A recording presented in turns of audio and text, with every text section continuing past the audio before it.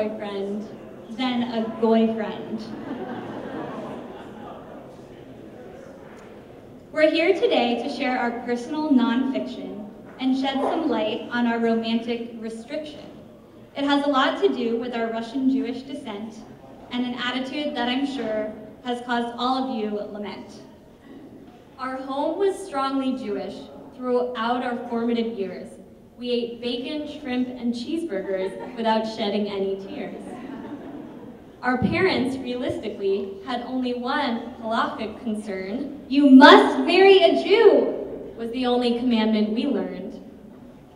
It should come as no surprise then that I did just the opposite. Hello, Catholic, Christian, Muslim, Buddhist, and Protestant. The tale begins in high school when Steph and I dated the same dude. Okay, not really, but they were both hot jocks that we pursued. I was what you might call a bloomer of late, and in my early years, I was pretty lucky to get a date. I had an afro of curls and hairy legs that my mom forbade me to shave. But lucky for me, my boobs grew in at the end of 8th grade. So when I entered the treacherous jungle of public high school, where I somehow caught the attention of a boy who was pretty cool.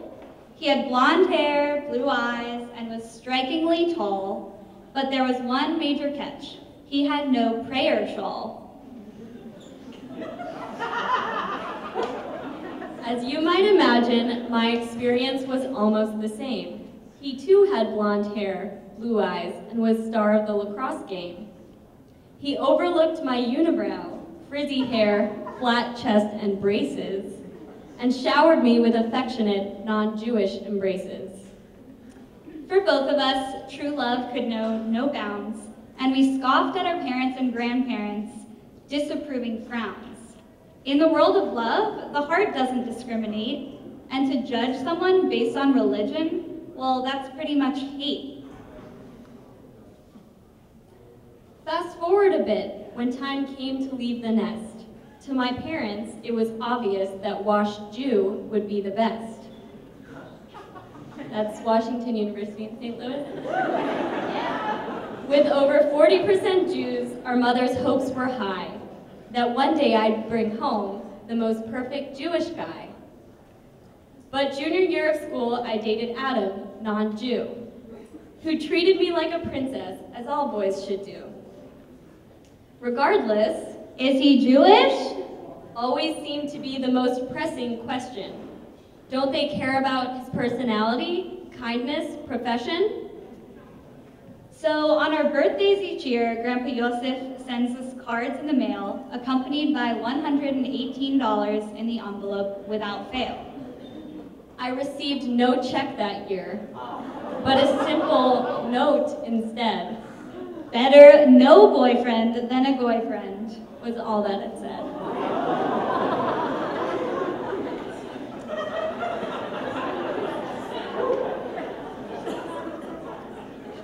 While that phrase is offensive and plainly archaic, at the time we were putting together our Jewish heritage mosaic. Our father was documenting the stories of all of our living blood relations, what their lives were like, their experiences, and ultimately their immigrations. We learned of the persecution our ancestors faced in the motherland, and were shocked to hear that Judaism there had been banned. Grandpa Yosef had to pray in secret each and every Friday night, and risked his life for my dad's circumcision, a most dangerous plight. From discrimination in school to quotas on university-accepted Jews, the enormity of the situation they faced was starting to seep through. When I asked my Grandpa Yosef why it wasn't enough to just find a good guy, he said, "I risked everything for this tradition. Are you gonna let our tradition die?" So late one evening, I received a call from my sis, who asked me to make a pact with her, sealed with a kiss. She said, "Lana, there are so many fish in the sea, why not limit it to only MOT, members of the tribe?"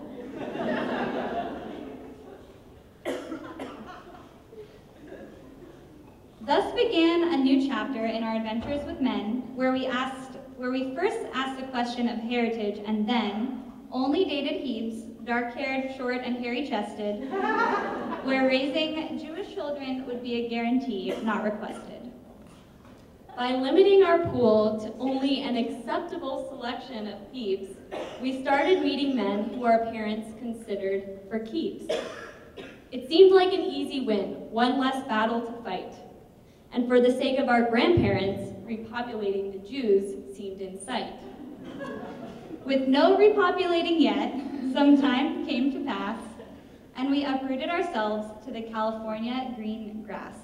With new adventures to have and new jobs we had chosen, the suggestion from dear mom is now to have our eggs frozen. Seriously. After our move, I decided to take a break from dating. I'd ventured across the country and escaped a job I was hating. Little did I know there were rumblings in the family that year. I hadn't spoken of men, then moved to SF, land of the queer. My father rang. Please call Grandpa tomorrow and mention a guy. With such a random request, I couldn't help but ask why. He thinks you're a lesbian. He can't sleep, can't comprehend. I guess there's something worse than having a goyfriend.